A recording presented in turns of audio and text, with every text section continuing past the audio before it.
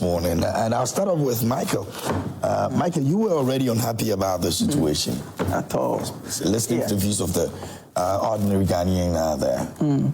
Thank you, KMJ. So they've just re-echoed everything I had to say. You know, the increment, if you've noticed the statement you read, it's a response to, you know, the hardship orchestrated by the poor management of the economy, as against a response to the people, what the people need. They need quality service. We need our lights to be on. We need, so for the past month, I've been struggling with ECG, Domikwabenya district, you know, Westlands, our lights can go off for 3 days, and you would have to call them before they will acknowledge, oh, maybe there's something, so we'll come and check. They will come, they say, oh, there's a high tension, there's a transformer, so they have to call Legon people, maybe it's under their jurisdiction.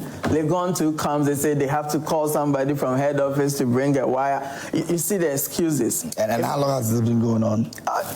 Well over 3 months now. I mean, the whole of this year, I've been saying Dumso for the first time. It doesn't happen. It doesn't happen at West Legon. But, you know, it's something now you can't plan with light in the house. You can't.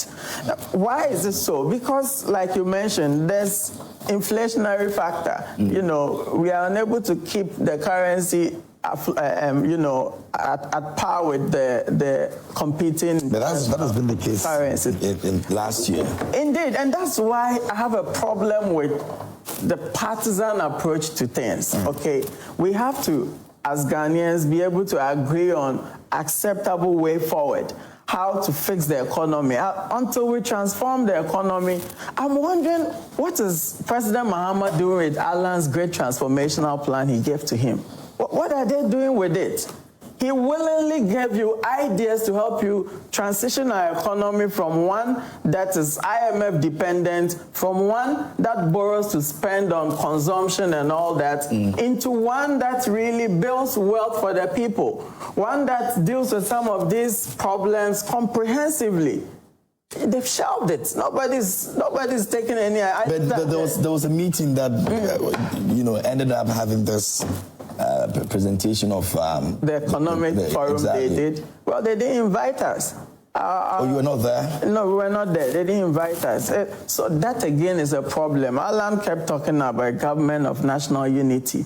There's this disposition of winner knows all. So you have people who, because they've been voted into power, they think all of a sudden they know everything about the economy, everything about, you know, how to fix things. And so everybody in opposition or not in government is cut off. And we Alan had exclusive invitation with the president. The president. That's what I'm saying. He even gave them the GTP. I remember that. What have they done with it?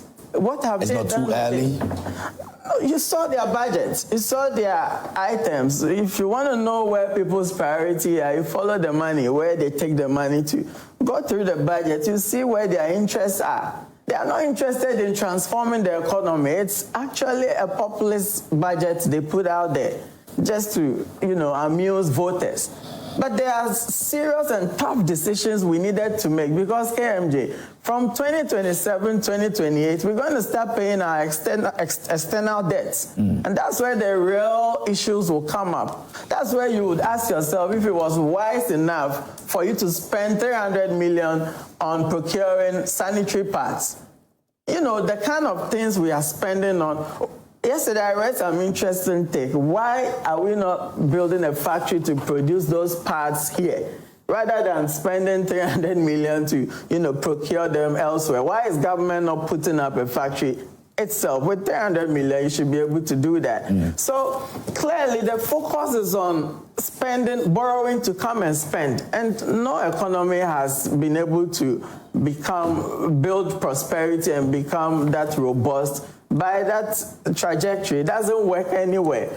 It's about time we revisit some of the things we talked about in the Great Transformational Plan and follow it to the letter. Follow it and try and fix things for Ghanaians. It doesn't work Some have the argument that it's too early for us to be putting pressure on the government in terms of some of the things that we want him to do now, especially the fact that most of the things they said they were going to do within a certain, stipulated time, they were able to achieve that. And so, by extension, all of these things that we are talking about are just too much. If you want them to be doing it, you're just asking for too much. KMJ, you see, I disagree with that school of thought. So, if you give birth to a child at the infancy, that's why there's exclusive breastfeeding for 6 months, If you miss that foundational stage, if you miss doing the right things at the early stage, then you're going to pay for it in the long run. The child will begin to develop all kinds of ailments as they grow. This is the time. This was the first budget. And like I said, we are in an IMF program. Yeah. The country is just trying to come out of a major economic crisis. President Akufo-Addo managed to take some very tough decisions that led to their downfall, like the debt exchange and all that, agreeing with external creditors that, hey, give us some time, let us start paying your monies after 2027. President Mahama is going to start paying those debts from 2027, whether we like it or not. We have to pay. How are we I don't see how we are going to do that when we are not building our economy, we are not investing in the productive areas. We are increasing utilities, it's going to affect livelihoods, it's going to affect production. The cost of production is going to go high.